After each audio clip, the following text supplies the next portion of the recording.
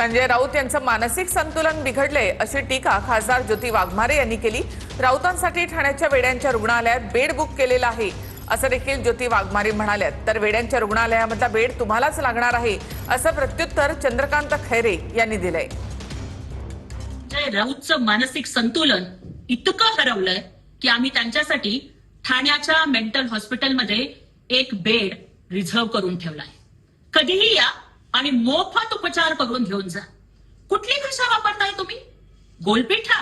अरे 2019 ची तुमची अवस्था बघून ना मला रान बझार नावाची वेब सिरीज आठवली। गळ्यात महायुतीचं मंगळसूत्र बांधून मग तुम्ही काँग्रेस आणि एनसीपीला का बरं डोळा मारत होता? वाघमारे बाई कोण आहे? तिने तुमच्या आईवडिलांनी काही वाघ मारले की नाही माहित नाही, पण आडनाव वाघमारे आहे। तर त्या बाईंनी मी सांगेल की तू असं म्हणतेस की नाही आता बेड रिकामा ठेवलेला आहे, आता हे बेड तुमच्यासाठीच काम येणार आहे।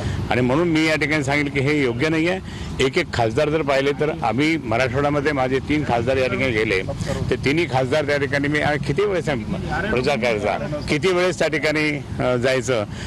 उद्धव साहेब गेले, माननीय बाळासाहेब गेले, उद्धव साहेब गेले, त्याच्यानंतर आदित्य साहेब गेले, आम्ही किती वेळेस गेलो आणि यांना निवडून आणण्याचं काम सुद्धा झालं। आज पक्ष संघटना मजबूत केली आणि म्हणून ते निवडून